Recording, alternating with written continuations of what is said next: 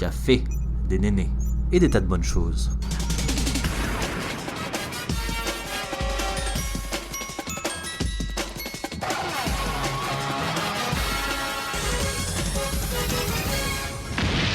Bienvenue à tous sur Café et Néné. Bonjour, bonsoir et bienvenue sur le podcast. Aujourd'hui, on reçoit Maureen, une flamboyante jeune fille, pour nous parler de l'endométriose. Une maladie douloureuse, handicapante, peu connue encore, mais qui commence à faire du bruit. L'endométriose tient de son nom endomètre, qui est la muqueuse qui tapisse l'intérieur de l'utérus et qui est expulsée lors des règles. Ce même tissu peut remonter ou migrer vers d'autres organes pour les coloniser, créant ainsi des lésions, kystes et ce qu'on appelle des adhérences qui collent les organes entre eux. Les symptômes de l'endométriose sont nombreux. Perte de sang abondante, douleurs dans le bas du ventre et dos, douleurs pendant les rapports sexuels, problèmes digestifs, infertilité, etc. Bonjour Maureen et bienvenue dans le Café et Néné. Merci beaucoup.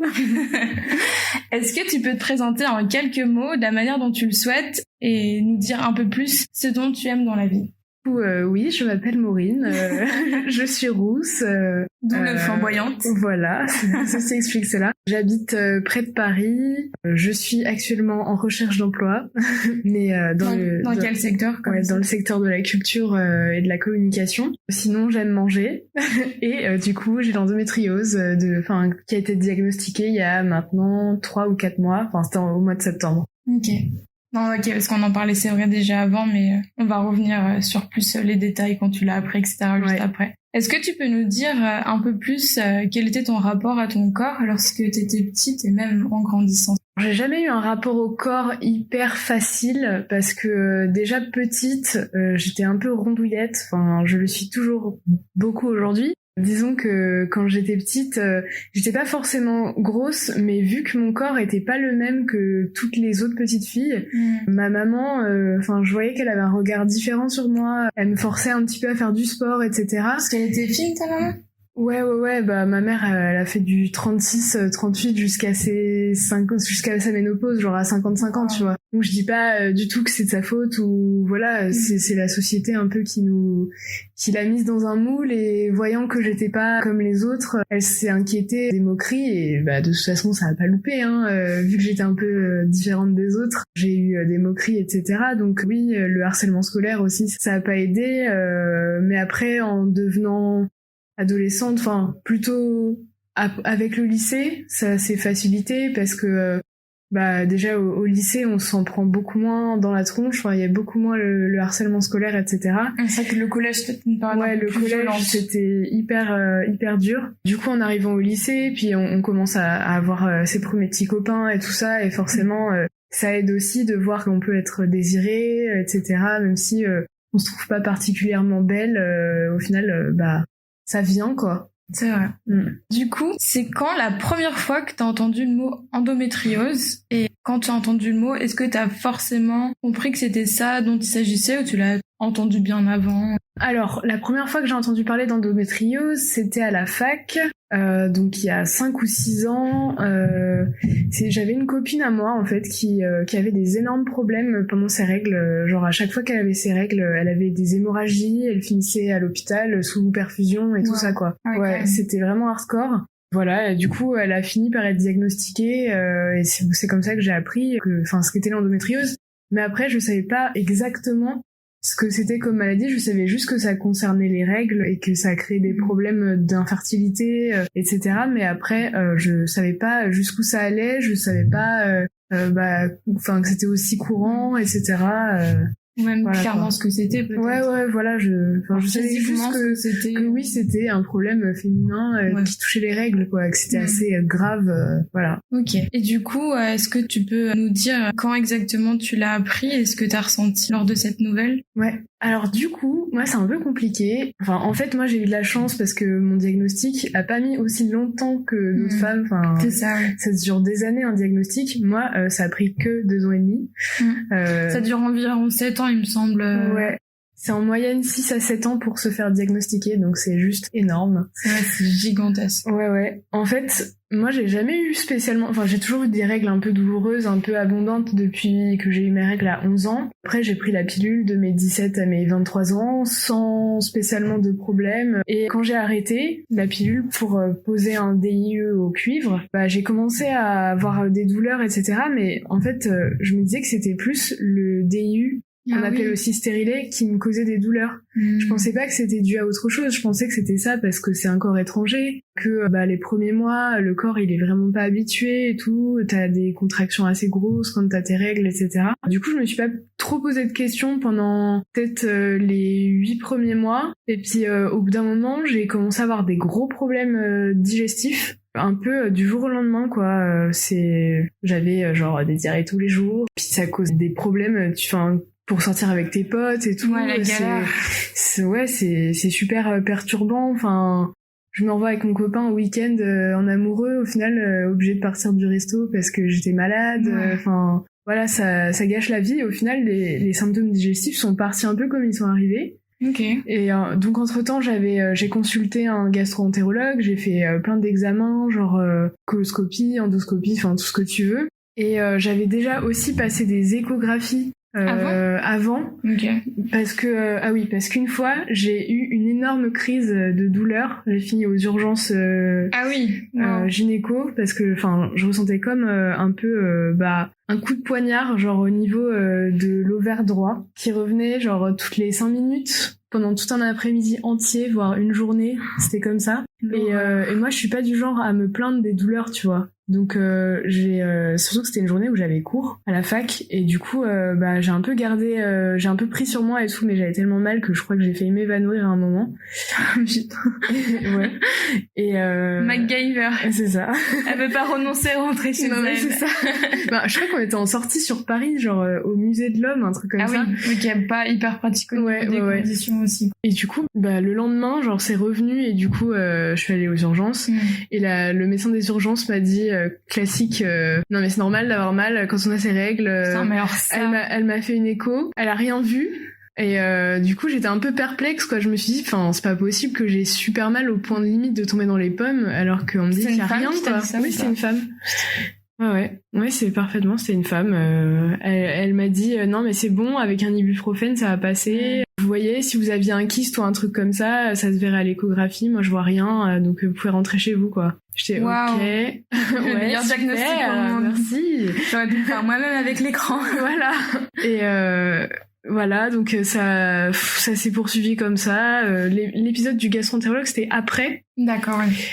Et ensuite, voyant que l'endoscopie et tout, ça donnait rien, je me suis dit, je vais quand même retourner voir une gynéco, mais une autre. Ouais. Du coup, je l'ai vue, elle m'a fait un examen et tout ça. Ouais, t'as fait un frottis, par exemple? Ouais, elle m'a fait un frottis, et en fait, dans son cabinet, vu qu'elle était obstétricienne, elle avait aussi de quoi faire une écho. Ah et oui. Elle, en regardant, elle a vu qu'il y avait un kyste sur mon ovaire. Enfin, après, les kystes, ça s'en va, ça revient. Enfin, voilà, c'est un peu, voilà. Mais du coup, elle en a vu un, et en lui décrivant tous mes symptômes, que j'avais mal pendant les rapports sexuels, que j'avais eu des problèmes digestifs et tout, elle a dit, bon, je pense pas que ce soit ça. J'ai aussi eu un droit à un petit, c'est normal d'avoir mal. Voilà. Mais, franchement, cette phrase, elle est assez pépite, franchement. Mais au moins, elle m'a dit, je vais quand même vous envoyer faire une IRM sur Paris, genre dans un centre spécialisé, c'est un truc de la femme. C'est rue Bachaumont. Ouais, c'est un centre médical qui s'appelle Bachaumont. Et eux, ils sont vraiment spécialisés dans tous les problèmes de la femme, de l'enfant, enfin voilà. Je suis allée au même. Et franchement, ils sont aux petits soins. Bon, ça coûte bonbon, voilà. Tu sais pourquoi? C'est une centaine d'euros. Hein, mais... Moi, j'avais payé 100 euros. Moi, j'avais payé l'IRM, je crois que c'était 160, un truc comme ça. 160 euros, ouais. Et du coup, j'arrive et tout, je passe mon IRM le matin, tout ça, j'étais un peu stressée. Et du coup, j'attends les résultats. Et là, le médecin me fait rentrer dans son bureau, elle me dit, asseyez-vous. Le jour même, on est d'accord. Oui, une heure après, quoi. J'ai attendu 1 heure dans la salle d'attente et elle me dit, est-ce que vous connaissez l'endométriose et tout? Et là, dans ma tête, je me suis dit, non, c'est une blague et tout. En fait, je crois que j'y croyais pas trop parce que le médecin, la gynéco, elle m'avait envoyé pour un kyste, quoi. Ouais. Et du coup, je me suis dit, c'est forcément ça. En plus, quand j'ai des douleurs d'endométriose, j'ai surtout mal du côté droit. Et c'était là qu'elle avait vu le kyste. Du coup, je me suis dit, c'est juste un kyste. Ça a du sens, voilà, c'est ça. Voilà. Et en fait, quand elle m'a dit ça, j'étais un peu, elle m'a décrit un peu où étaient les lésions et tout. Et enfin, franchement, je crois que j'ai pas réalisé. Je suis rentrée en train et tout, j'étais toute seule, j'étais un peu sur le cul. Voilà, j'ai commencé j'ai dit à mes parents, j'ai dit à mon copain, je l'ai dit à une de mes potes qui a l'endométriose et tout. Elle m'a conseillé son gynéco et tout, qui est un spécialiste dans un hôpital à Poissy et tout, qui la suit depuis 6 ans. Et je pense que ça a mis quelques semaines un peu à faire tilt dans mon cerveau et je pense que j'ai toujours du mal aussi à mesurer jusqu'où ma vie elle va être impactée, parce que pour l'instant je suis à un stade pas trop grave. On va dire que en fait j'ai des lésions un peu partout dans l'abdomen, mais qui sont pas à l'intérieur des organes. Du coup, pour l'instant, la fonctionnalité de mes organes reproducteurs n'est pas atteinte. C'est pas touché. Ouais, c'est pas touché. Mais en fait, ça pourrait dans le futur, quoi. Ok. Et juste une question, lorsque t'as posé ton stérilet, désolée, je reviens hyper loin par rapport à ce que t'as dit. Quand t'as posé ton stérilet, t'as eu mal, genre, pendant la pose, et après, genre, pendant les 8 mois où tu l'as porté, t'avais mal, genre, hyper régulièrement et tout? Alors, pendant la pause, ouais, franchement, j'ai eu mal. Ça, je pense que ils le disent que ça fait mal, en général, que il y a peu de chances que t'aies pas mal, en fait. Ouais, moi, ma gynéco, elle m'avait dit, genre, ça va être une douleur de règle un peu forte. Non, mais grosse blague. J'ai eu super mal, franchement. C'était horrible. Bon, ça dure pas longtemps, ça dure genre 5 secondes, même pas, mais tu le sens passer. Après, t'es un peu fébrile, tu vois, enfin, c'est normal. Et après, le soir, je me suis tapé des contractions. My God, j'ai compris ce que c'était qu'une vraie contraction, genre une contraction de règle de base, c'est rien, quoi. Enfin, une vraie contraction utérine, genre accouchement, parce que c'est mon corps qui réagissait au corps étranger et qui voulait l'expulser. Oui, c'est naturel, ouais. Et du coup, j'ai eu mal comme ça, j'ai eu aussi des contractions super fortes comme ça à mes premières règles sous stérilet. Après, j'ai beaucoup plus mal que quand j'étais sous pilule, mais après, je prends un cachet le premier jour de mes règles et après, ça passe. Enfin, du moins jusqu'à ce que l'endométriose, elle gagne bien du terrain. Oui, j'ai plus mal que sous pilule, mais c'est gérable, on va dire. Mais du coup, tu disais que quand t'as été réglée, t'avais quand même mal, quoi. Genre, c'était un truc qui pouvait t'handicaper aussi. Ouais, mes premières règles, je me rappelle que ça a direct été des vraies règles, tu vois. Enfin, il y a plein de petites filles qui ont leurs règles et au final, elles mettent une petite serviette et le lendemain, elles ont plus rien, tu vois. Et après, non, moi, j'ai eu direct... genre les chutes du Niagara, tu vois. Voilà. Et ouais, c'était super handicapant, surtout au collège. Enfin, quand t'as que 11 ans, j'étais en 6e, il y avait quasiment aucune de mes copines qui avait ces règles, et du coup, c'était un peu... C'est vrai que souvent, c'est 1 à 2 années après. Et surtout, c'est que moi, j'ai eu des formes genre très tôt, tu vois. J'ai eu de la poitrine tôt. Ça favorise aussi, Et j'avais mal, mais... Pareil, j'ai eu des médicaments de mon médecin traitant spécial pour les règles et je me suis habituée et c'était pas ingérable au point de pas pouvoir aller à l'école ou quoi, enfin voilà. Ok. Et du coup, aujourd'hui, en quoi exactement ça te pénalise d'avoir cette maladie dans ton quotidien ? Déjà, c'est très stressant. Parce que du coup, c'est toujours un peu une toile de fond, vu que ça ne se guérit jamais. En gros, tu te dis tout le temps, t'essayes d'envisager, enfin, quand tu fais des plans sur l'avenir, machin, tu te dis, dans telle année, je vais avoir des enfants, et en fait, tu te dis, ça se trouve, je pourrais pas en avoir, ou ça se trouve, je vais être obligée d'en avoir avant, si j'en veux, parce que j'aurais pas le choix. C'est aussi très crevant, ça donne une fatigue chronique, en ce moment, je travaille pas, du coup, je me lève... j'ai pas à mettre mon réveil à 6h pour aller bosser, tu vois. T'es pas fatiguée de faire... Mais du coup, je fais des nuits, genre de 7-8 heures, et je suis quand même crevée. Ok, ouais. Je suis quand même bien fatiguée. Après, j'ai eu des grosses douleurs pendant les rapports sexuels, donc ça aussi, c'est compliqué quand t'es en couple et tout.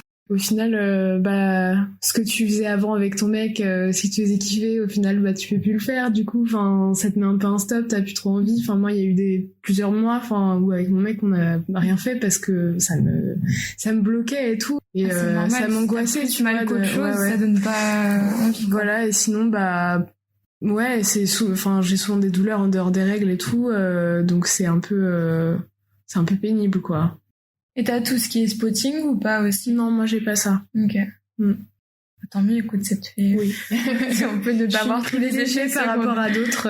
Non, mais c'est vrai que c'est assez récurrent. Enfin, moi, je l'ai beaucoup lu. Du coup, pour faire une petite aparté, je pensais... Enfin, on en a déjà parlé. Mais je pensais avoir l'endométriose parce que j'ai beaucoup de symptômes. Ouais. Or, je ne l'ai pas. Ou alors, écoute, ils ont mal fait mon scanner. Je pense pas. Du coup, j'étais en mode, oh putain, de sûr, du coup, je l'ai. Tu vois, tu sais, quand tu connectes les dots comme ça, là, tu te dis, ok, donc il y a ça, puis il y a ça, donc, genre, enfin, comme c'est un peu plus, ça revient un peu plus en ce moment, genre, t'entends un peu plus ça, endométriose, SOPK et tout. SOPK, d'ailleurs, c'est quoi SOPK? Syndrome des ovaires polykystiques. Merci, j'avais pas le... Ouais. Bon, bah voilà. Et du coup, j'étais en mode, c'est soit l'un, soit l'autre et tout, et au final, j'ai pas tout ça, et je suis en mode, bah, franchement... Ouais. Après, des fois, les examens, malheureusement, ça veut rien dire. Tu veux que j'y retourne, c'est ça, moi? Non, mais tu vois, je regardais un documentaire la dernière fois sur, tu sais, l'émission sur la santé, là, sur France 5, qui a un début d'après-midi avec, avant, c'était Michel Simès, mais, voilà. En gros, ils font souvent des reportages, du coup, sur l'endométriose, et ils montraient le cas d'une femme qui, elle, avait passé plein de d'IRM et tout, et que ça montrait rien, et que finalement, le jour où ils l'ont ouverte, où ils l'ont opérée, qu'ils ont vu à quel point elle était atteinte d'endométriose, tu vois. Alors, parce que en fait, ça faisait pas des grosses lésions, ou des gros kystes, ou des grosses adhérences, ça faisait une sorte de tissu, d'endométriose un peu partout, et du coup, c'était pas hyper visible à l'IRM ou au scanner, quoi. Ah, ça y est, tu m'as convaincu, je vais reclaquer 100 boules. Allez.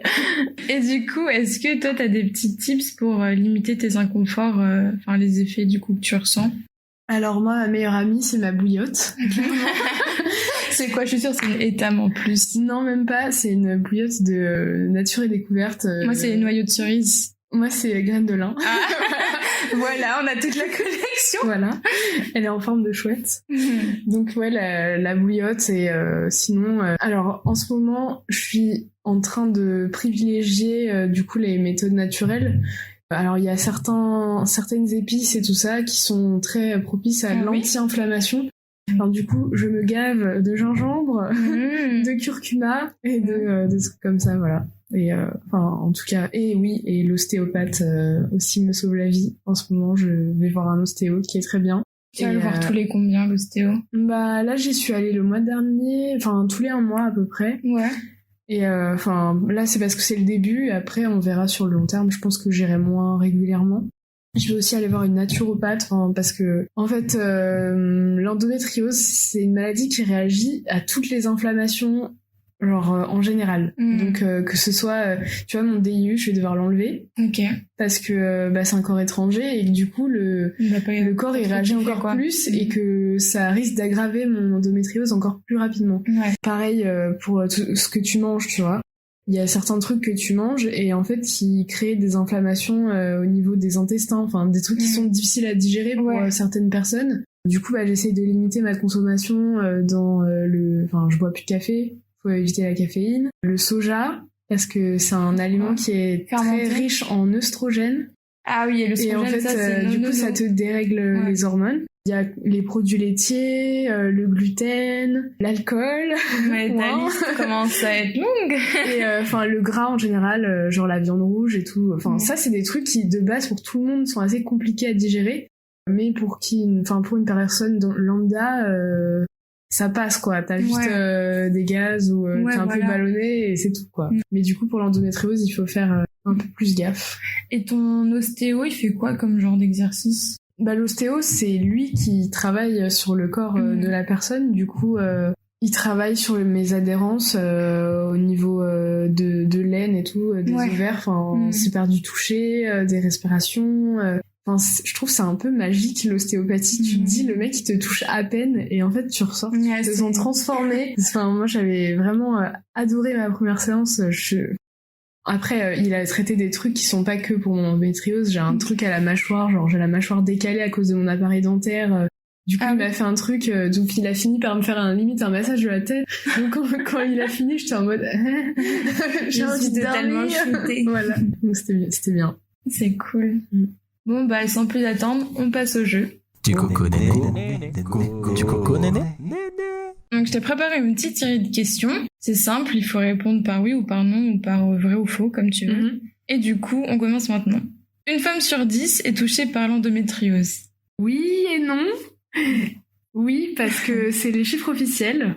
Mais non, parce que c'est minimisé. C'est les chiffres, oui, officiels, enfin Oui. des femmes diagnostiquées en fait. Qui sont déjà, oui, Ouais. qui sont Donc en fait, référencées, il y a c'est moyen pas que vrai. ce soit beaucoup plus. Ok. Donc effectivement, c'est les chiffres qu'on voit un peu partout, ce qui est déjà assez aberrant dans le sens où j'en parle beaucoup autour de moi vu que je pensais être atteinte d'endométriose. Et au final, je pense que j'ai bien une personne sur 2 qui connaissait pas le mot.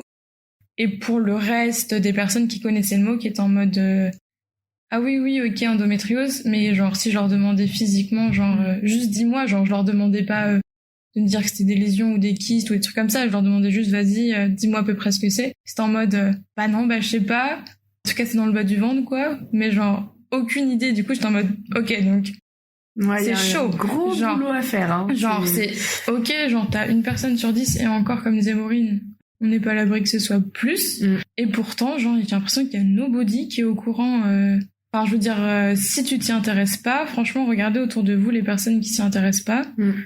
Et ben, le pourcentage, franchement, il est terrifiant. Ouais, c'est assez affolant de te dire que, enfin, ça veut dire qu'il y a genre 6 millions de femmes en France qui l'ont, quoi. Et que personne se bouge le cul, enfin, je sais pas, Ah ouais. c'est un truc de fou, c'est pas C'est rare, en sidérant. fait, c'est ta voisine, elle l'a, ta cousine, elle l'a, ta grand-mère, ça se trouve, elle l'avait, mais sauf qu'elle a jamais été diagnostiquée parce qu'à l'époque, tout le monde s'en foutait. Je veux dire, on est tout le temps en train de chercher des remèdes pour la calvitie, ou on a réussi à trouver une pilule pour que les mecs, ils bandent après 70 ans. Mais nous, genre, on n'a pas le droit d'avoir un confort de vie. Enfin, voilà, quoi. J'allais dire une phrase hyper pattern. J'allais dire, c'est bien les femmes qui vous mettent au monde, certes avec le sperme d'un autre individu, et pourtant on n'en prend pas encore assez soin, quoi. Ouais. Que ce soit du corps ou du mental, mais pour moi, là, en l'occurrence, on traite du corps. Juste ce chiffre me fait très peur, mais c'est la réalité, voire plus. Ah, on passe à la question 2. Celle-ci, tu as déjà répondu, mais c'est pas grave, on va quand même la faire. Les symptômes de l'endométriose peuvent directement impacter la libido, donc c'est-à-dire l'appétence sexuelle, si t'as envie, etc. Donc celle-ci, tu peux... Bah oui, Voilà. ouais, clairement. Du fait de soit avoir peur d'avoir mal, l'appréhension, ça peut créer totalement un blocage psychologique. Lorsque tu te dis, est-ce que là, ça vaut vraiment le coup je me retrouve tordu de douleur pour moult minutes de plaisir, tu vois. Mais tu te posais la question. Troisième question, est-ce que l'on est avec cette maladie ? Elle est plus tricky, hein, celle-là. Ça, j'avoue que je sais pas du tout parce que je sais même pas s'il y a une réponse en fait. Parce que Ok, ouais. Il y a une réponse, mais c'est un peu le oui et non du début. C'est-à-dire que les médecins déterminent que techniquement, quand tu nais, tu n'es pas contaminé par ta mère ou ton père. Cependant, il y a pas mal de chercheurs qui disent que la génétique jouerait quand même une part dedans. Donc je pense pas que ce soit quelque chose que tu transmettes directement, mais tu favorises quand même ton enfant à l'avoir ou non. Une question que se posent pas mal de filles, est-ce que l'endométriose, c'est avoir mal que pendant les règles ? Non, malheureusement. Eh oui.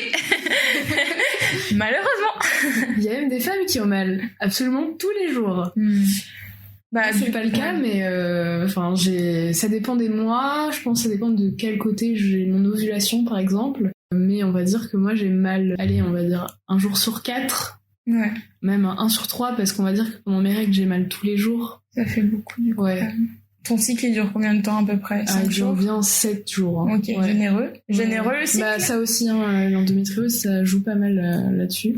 Du coup, ça me fait penser à la vidéo que je te disais que j'ai regardée. Donc, c'est une petite vidéo tournée par Doctissimo avec Enora Malagré. Elle disait qu'elle avait mal, elle avait dit 21 jours par mois. Juste en mode, ouais. Ouais, ça fait mal. Genre. Ça m'étonne pas. Putain, mais du coup, parce qu'elle, elle est à un stade assez avancé. Ouais. Et du coup, est-ce que, une question un peu plus atypique, Est-ce que l'endométriose peut être asymptomatique, c'est-à-dire ne pas avoir de symptômes, comme justement on décrit tous les symptômes depuis tout à l'heure, mais au contraire, est-ce qu'elle peut être silencieuse? Ouais, carrément. Ouais, c'est un peu le truc qui est tricky pour reprendre ton expression. Exactement. C'est que la petite coquine, des fois, elle fait pas mal. Du coup, tu te poses pas trop la question, et puis le jour où t'as envie d'avoir un enfant et que on te dit, en fait, tu n'es plus fertile. Mais pourquoi? Parce que t'as l'endométriose. Mais j'ai jamais eu mal spécialement. Et oui, c'est la magie de cette maladie.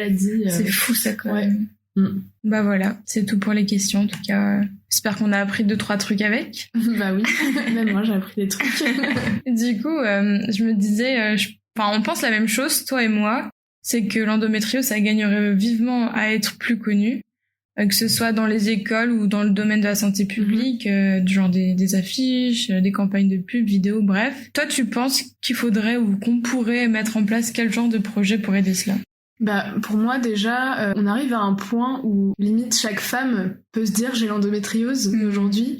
Donc pour moi il faudrait mettre en place un dépistage pour toutes les jeunes filles en fait dès leur première règle. Il faudrait qu'elles soient suivies par un gynécologue dès le départ. Mais malheureusement il faudrait des gens vraiment formés et doux, etc. et qui savent s'y prendre avec des adolescentes parce que je sais pas comment s'est passé ton premier rendez-vous chez le gynéco, mais moi, c'était pas terrible. Ouais, non, ça... En fait, c'est une personne un peu âgée, et loin de moi l'idée de dire des choses négatives sur cette personne-là. C'est juste que, du coup, on était en décalage temporel. Oui, c'est ça, il était d'une autre génération. Non, c'était une femme, moi. Ah ouais, elle était... Ouais, du coup, je sais pas, j'avais l'impression de pas être à la hauteur, mais ça veut rien dire vu que elle est pas là pour me faire un test de chant. Ouais. Mais du coup je me sentais pas hyper à l'aise la première fois, puis après les secondes questions en vrai je lui ai posé plein de questions parce que je suis plutôt de type curieuse et du coup je pense que ça l'a amusée, donc après je me sentais plus à l'aise avec elle. Mais ouais, en tout cas je pense que le dépistage c'est un truc qui est hyper important et qu'il faut absolument systématiser et tout ça, et je pense qu'aujourd'hui en France au moins on est loin du compte. Ouais. Voilà. En fait le truc c'est que si on part du principe qu'une femme sur 10 est touchée, je ne comprends pas pourquoi il y a si peu de gynéco / médecins généralistes même pour aiguiller sur la piste de l'endométriose. Ouais. C'est-à-dire que j'ai lu, en vrai je me suis fait 1000 forums là et 1000 sites avant de faire cette émission. Et il y en a beaucoup qui disaient d'être indulgent avec les médecins. Et je veux bien... Franchement, je suis... je vais détailler mes propos. Je suis d'accord du fait que t'es pas là pour bâcher la personne qui fait son taf. Mais avec une maladie aussi importante, je ne comprends pas comment on ne peut pas aiguiller vers ça. Bah oui, c'est clair. Et minimiser en disant... ça fait mal les règles. Ah putain, c'est insupportable. Putain, vas-y, prends ma douleur. Je te la donne, vas-y. On verra après si tu me diras c'est normal. Oui, c'est... On en reparle. Rien à rajouter. On en reparle quand t'auras envie de te flinguer. Toi et moi, on en reparle. Mais ouais, voilà. Petite question sur ta vie personnelle, mais est-ce que tu penses que le fait d'être atteinte d'endométriose, c'est aussi ce qui fait que tu sois aussi engagée dans la politique ou dans l'écologie? Je sais que c'est 2 domaines... où je te vois assez engagée. Tu penses qu'il y a un rapport entre tout ça? Du coup, mon engagement, c'était avant. Mon engagement politique et tout, je pense que j'ai été bercée dedans parce que mes parents, mon père surtout, a été syndiqué pendant des années à son travail. Il a été adjoint à la mairie de la ville où j'ai grandi, etc. Donc, en fait, j'ai toujours été un peu baignée dedans et ça m'a toujours intéressée. L'écologie, c'est plus récent et c'était avant de découvrir que j'avais l'endométriose. Mais du coup, en fait, l'endométriose, ça ne fait que renforcer mon envie de m'engager parce que mine de rien, on dit que l'endométriose, il y a un terrain génétique comme tu disais, il y a un côté uniquement le hasard aussi. Aussi oui. Et il y a un autre truc, c'est que les perturbateurs endocriniens, mine de rien, c'est vrai qu'on en a pas du tout parlé pour l'instant. Et c'est même effarant qu'on pense pas que ça puisse être le premier truc en fait. Je veux dire, ça fait plusieurs décennies qu'on commence à bouffer, se maquiller, s'habiller avec des trucs qui sont fabriqués avec des produits dégueulasses du glyphosate, du bisphénol A, tout ce que tu veux. Et ça, c'est des trucs qui sont... Enfin, même la pilule. Hein. Enfin, la pilule, c'est de la merde, c'est genre 10 fois plus fort que le bisphénol A qu'on interdit de mettre dans les couches des bébés maintenant. Hein. Donc tu te dis, si on interdit de mettre ça dans des fringues ou dans des cosmétiques, pourquoi on te donne un truc tous les jours de ta vie comme contraception sous prétexte que voilà, enfin après je crache pas sur le fait que la pilule ça avait permis la libération de la femme dans les années 60-70, enfin voilà, ça a changé des débats différents, voilà, ça a changé beaucoup de choses et aujourd'hui il y a plein de femmes genre qui ont la soixantaine qui gueulent un peu, ah mais vous vous rendez pas compte, non, nous c'était une révolution, oui ok soit, mais les choses ont changé. Aujourd'hui, on peut faire des efforts et trouver d'autres solutions. C'est pas parce qu'on a trouvé une solution que c'est la meilleure. Oui, bien sûr. Et d'ailleurs, moi, franchement, je me pose la question, est-ce que c'est pas parce que j'ai pris la pilule que j'ai l'endométriose ? Comme par hasard, elle s'est déclenchée quand j'ai arrêté la pilule. Enfin, c'est quand même une coïncidence, voilà, je veux pas jouer les paranos, mais... Ouais, bien sûr, enfin, on se pose toujours la question. Et du coup, le côté écolo et politique, enfin... Moi, ça me donne envie de me battre contre cette société patriarcale, tout ça, qui me révoltait déjà avant. Mais du coup, enfin moi, là, vu que je suis touchée personnellement, ça me donne envie encore plus d'essayer de changer les choses. Moi, je suis tout à fait d'accord avec toi, que ce soit... tu parles de la pilule, et en l'occurrence, on est là en mode... vous devriez être bien content de la prendre, et moi, je suis très heureuse de la prendre, c'est pas ça le problème. C'est que c'est des composants un peu dégueux pour la santé que je kiffe et ce qui me fait rire, mais vraiment pas dans le bon sens, c'est qu'on est là, c'est normal d'avoir un mal, etc.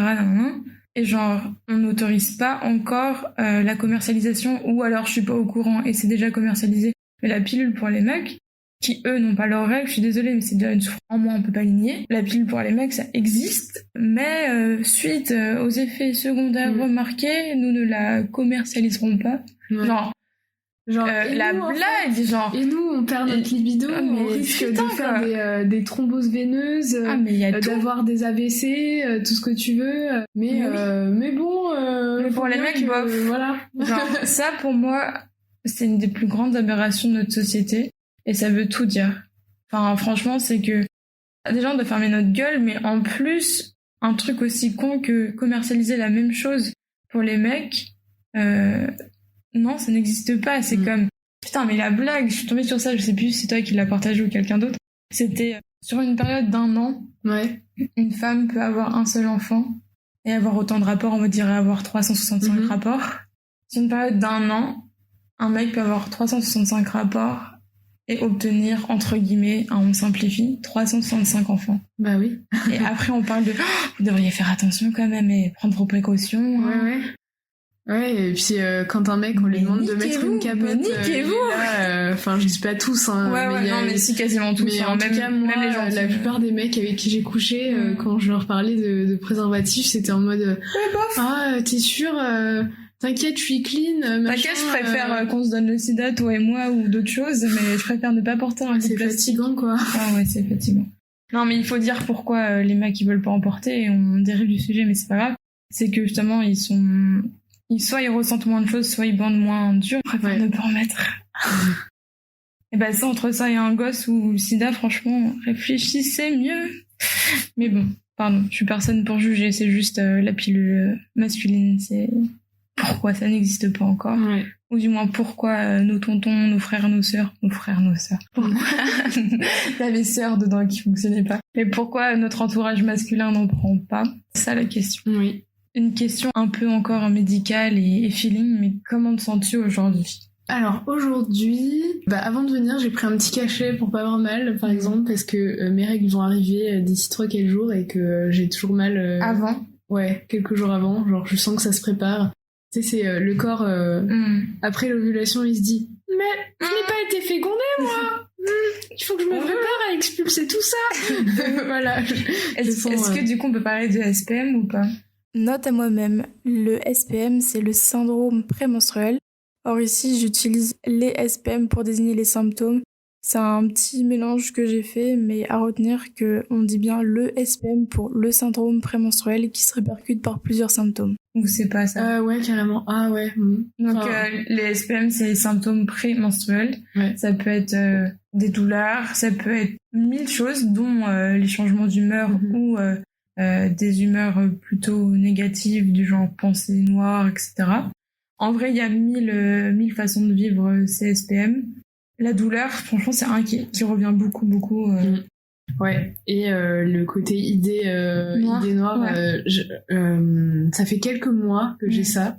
Avant, j'avais jamais remarqué que j'avais spécialement un SPM. Là, tant mieux. Il y avait plein de femmes qui disaient « Ah, moi, pendant mes règles, je suis insupportable et tout ». Moi, j'avais jamais trouvé que j'étais spécialement gênée par ça au niveau de mon humeur, mis à part que j'avais mal, mais vu que je suis quelqu'un qui supporte assez bien la douleur, voilà, c'était un peu comme tous les jours, quoi. Ouais. Mais là, j'avoue que depuis quelques mois, des fois, je me dis putain, mais Maureen, tu sers à rien dans la vie, genre, je me dis plein de trucs comme ça, et puis je regarde la date, je fais putain, je suis en plein SPM. Ça ira mieux la semaine prochaine. Du coup, j'essaye de me remonter le moral comme ça, mais ça te fait relativiser en soi de le savoir. Ouais. Moi, je trouve que ça m'a fait vachement relativiser de savoir ça. Je pense que je suis au courant en vrai, donc j'ai 25 ans, et je pense que je suis au courant des SPM depuis 1 an, voire un peu plus. C'est-à-dire vraiment le mot plus est égal à c'est lié à mes règles. Avant, je savais que j'avais un peu mal avant, un peu mal après YOLO et d'autres choses, mais je savais pas que ça portait un nom et je savais pas que c'était si psychologique que ça et que ça touchait autant d'autres femmes, parce que autant on pense que les filles se parlent de tout, et c'est vrai, mais on va pas non plus étudier chaque chose de notre vie. Et en l'occurrence, genre, j'ai appris plein de choses du genre j'ai mal à la tête avant mes règles, ça arrive quasiment tous les mois, du coup je suis quasiment sûre que ce soit lié à ça. Et comme tu dis, les idées noires et tout, franchement c'est du même type que toi, genre je suis en mode qu'est-ce que je vais faire de moi? Pourquoi est-ce que j'ai... Tu sais, je passe devant le miroir, je vais juste me recoiffer, je suis en mode... Ça va pas du tout. Ma chérie, ça va pas du tout. Franchement, c'est ça, je suis en mode... Qu'est-ce que tu fais? Bah bref. Du coup, aujourd'hui, comment te sens-tu? Ça peut aller. Ouais, on va dire. C'est le récap de ça. Ouais. Un sujet qu'on a abordé plus tôt et qui est un peu, on va dire, la conclusion qui fait peur, c'est donc l'infertilité. Lorsqu'on est atteint d'endométriose, on parle à la fois de théorie de la grossesse qui guérit, je vais m'expliquer après, mais aussi d'infertilité. La grossesse qui guérit, c'est le fait d'être atteint d'endométriose, d'avoir quand même un enfant, c'est-à-dire être capable d'en avoir un, mais d'avoir la maladie, et au final de voir une atténuation, voire la disparition de la maladie. C'est pas un truc qui arrive à chaque fois, mais c'est pour ça qu'on parle de la théorie, parce que ça arrive à certaines femmes. Est-ce que tu peux nous en dire plus à ce sujet? Alors, déjà, pendant la grossesse, forcément, vu que tu n'as pas tes règles, ça atténue l'endométriose. Voilà. Actuellement, ma sœur est enceinte, elle est très contente de ne pas avoir ses règles depuis 6 mois, voilà. Ouais. Bah moi j'ai lu plein de trucs différents, enfin c'est ça aussi qui est pénible avec le fait que ce soit pas très poussé les recherches sur l'endométriose, c'est que bah t'en as plein qui te disent que oui en effet faut être enceinte, genre c'est la réponse à ta maladie machin, sauf que en fait il y a plein de témoignages de femmes qui disent que ok elles ont un enfant mais que bah ça soigne pas du tout leur endométriose et que limite après c'est pire parce qu'elles ont un retour de couche ultra compliqué. Et c'est le retour hormonal qui aggrave les adhérences, qui crée des nouveaux kystes, etc.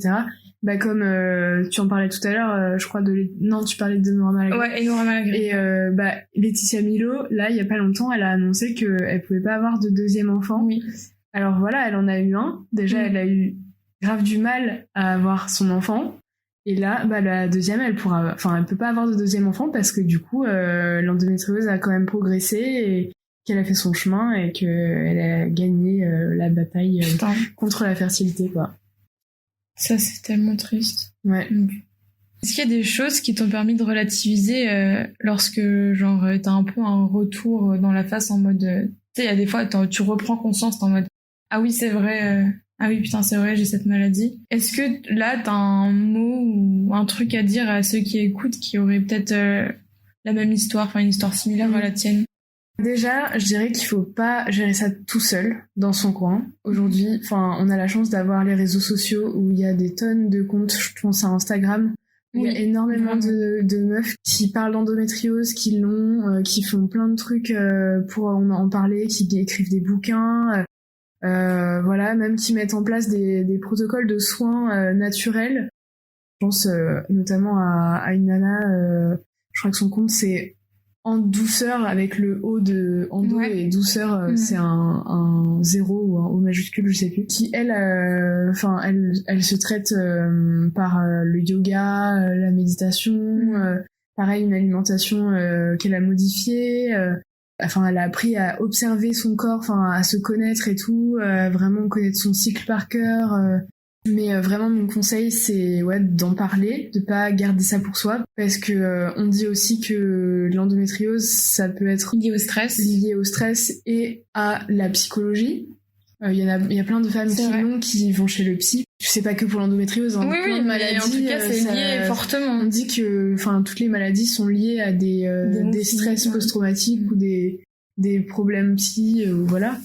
Donc en parler, s'écouter, se faire confiance aussi, pas refouler sa douleur, tout ça, et aussi faire comprendre à son entourage ce que c'est pas en minimisant ce qu'on ressent que les gens vont comprendre, et surtout que la société va évoluer dans notre sens, quoi. C'est vrai que tu parlais du yoga et de l'alimentation équilibrée. Ça, c'est un combo qui est vachement revenu dans les articles que je lisais, notamment sur le fait d'atténuer le stress. C'était vers ce but-là. Comme quoi le stress intensifie énormément tous les symptômes. Ouais. Et donc, essayer à les minimiser pour gagner en confort. C'est vraiment, je pense, peut-être le conseil number one à faire. Ah, et le sport. J'allais oublier ça. Le sport, ça aide beaucoup aussi. Parce que le sport, du coup, t'évacues ton stress, tu te libères et c'est super bénéfique. C'est vrai qu'il y a le yoga, la méditation pour le plus doux. Et encore, le yoga, ça peut être physique. Et le sport, c'est hyper bien. Et notamment, je rajouterais aussi, qu'importe l'activité, du moment qu'elle vous fait vous relaxer, justement, ça rejoint l'état méditatif. Par exemple, vous pouvez avoir ça en jouant de la musique, en dessinant, en lisant. En fait, le truc, c'est juste de trouver l'activité, qui vous fait kiffer, qui vous détend. Ça marchera pas forcément pour quelqu'un d'autre. C'est pour ça qu'il faut tester et voir les choses que vous aimez bien. Et puis, si c'est regarder un film, c'est regarder un film. Il y a 1000 possibilités à ça. D'ailleurs, en parlant de film ou de livre, est-ce que t'aurais citation, livre ou autre chose inspirante à partager avec ceux qui écoutent? Là, Récemment, je parlais justement d'instagrammeuses endométriose qui sortent des livres. Actuellement, il y a Fanny Robin qui est la créatrice du compte Chère Endométriose, qui a sorti un livre qui s'appelle En colloque avec mon endométriose ou avec l'endométriose. D'accord. Et franchement, il est super bien et je le conseille, quoi. Tu l'as lu du coup? J'ai feuilleté en librairie et franchement, il est trop bien. Cool. En plus, ça doit faire du bien de lire un autre parcours, de voir un petit peu le cheminement des personnes. La question un peu bourbier, pour toi, c'est quoi la définition du bonheur? De ton... Ta définition du bonheur. Non, je dis pas la définition du bonheur. Marquez bien mes mots. Mais du coup, voilà. Alors, ma définition du bonheur, pour moi, c'est quand on a dépassé ses propres barrières, celles qu'on se met à soi-même, notamment. Parce que la vie, elle nous mettra toujours des barrières. Mais l'idée, c'est de les voir pas comme des barrières, mais comme des challenges. C'est un peu un truc bateau que je dis là. C'est pas... Mais pour moi, on est heureux vraiment quand on a appris à se faire confiance et quand on a laissé derrière soi ses inquiétudes, etc. En ce moment, je suis pas forcément dans une période très heureuse, mais je sais ce que c'est et je l'aperçois quelque part là-bas. Mais je pense que t'as raison quand tu disais que il faut pas refouler. Je pense que c'est important pour le corps et pour l'esprit d'avoir mal pleinement. Ouais. Je dis pas de se complaire dans le mal-être, c'est pas ce que je suis en train d'expliquer, mais je dis juste parfois il vaut mieux souffrir sa race, même si c'est un peu long. Ouais. Pour aller mieux ensuite et pas refouler et en fait avoir ce mal que tu caches en pensant que tu vas bien. Au final, genre, n'importe quoi, vivre 20 ans en prétendant aller bien et au final être mal, tu vois. Ouais. Voilà, ça c'est un conseil parmi tant d'autres. Et seconde question bombée. Selon toi, c'est quoi le but dans la vie? Waouh. Celle-ci, elle fait vraiment mal, mais... Ah ouais, je pose la question très souvent. Mais du coup, vu qu'on n'a pas trop le choix, parce que c'est nos parents qui ont décidé un peu pour nous, je pense que le but dans la vie, c'est d'essayer de trouver des petits moments de bonheur et de profiter, jusqu'à ce que ce soit la fin, voilà. Ouais. Ouais. Puis plus largement, essayer d'améliorer le monde, quoi. Enfin, après, moi, je suis quelqu'un comme ça qui aime aider les autres, leur apporter des choses et tout, et je me verrais pas rester sur Terre juste pour penser à ma gueule et rester dans mon coin en mode voilà. Ce qui est le cas de beaucoup de personnes. Lui, il lui arrive un truc, tant pis pour lui. Moi, je fais ma life, voilà. Ouais. Je trouve qu'on est humain, on a la chance de pouvoir interagir facilement avec les autres et tout ça. Laissons parler ce côté humain, voilà. C'est ça le but de la vie pour moi. Tout à fait d'accord avec toi. Je vais partager, c'est pas du tout mon opinion, mais je trouve ça hyper intéressant. J'ai posé, ça c'est une question un peu bombée que je pose à certaines personnes de mon entourage, juste pour recueillir leurs avis. Donc il n'y a pas de bonne ou de mauvaise réponse à ça. Et du coup, j'ai posé cette question à ma belle-sœur et elle m'a répondu une chose à laquelle je m'attendais pas du tout. Du coup, c'est pour ça que je la partage parce que je trouve ça aussi intéressant. Elle m'a dit: le but, je pense, puisque l'on est humain, c'est de ne pas laisser mourir notre espèce et genre de faire en sorte qu'elle soit bien, genre en mode, ça rejoint un peu ce que tu disais, c'est-à-dire de faire attention aux personnes qui nous entourent ou autres. Et du coup, cette notion de ne pas mourir, de ne pas faire éteindre la race humaine, je sais pas si c'est le bon mot, c'est en mode, waouh, j'ai jamais pensé à ça. Ouais. Mais voilà. Je pense que c'est pas une personne que j'aurai la chance d'interviewer, du coup je partage son opinion comme ça. Parce que ça c'est original comme approche. Ouais. Faire perdurer la vie, c'était sa réponse. Ouais. Voilà. Et enfin, dernière question, est-ce qu'on peut te retrouver quelque part? J'ai un compte Instagram. Après, c'est un compte plutôt axé perso pour le moment. Peut-être qu'un jour, j'oserais me lancer dans soit un podcast, soit une chaîne YouTube, je ne sais pas, faut que je trouve... ça c'est super, moi je trouve que c'est une super bonne idée. Ouais, faut que je me motive. Notamment la chaîne YouTube, je pense que c'est quelque chose qui est encore, je dis pas que c'est plus cool que le podcast, mais au moins tu peux interagir visuellement avec les personnes. Eh ben, si Maureen ouvre sa chaîne, je la mettrai dans les notes du podcast.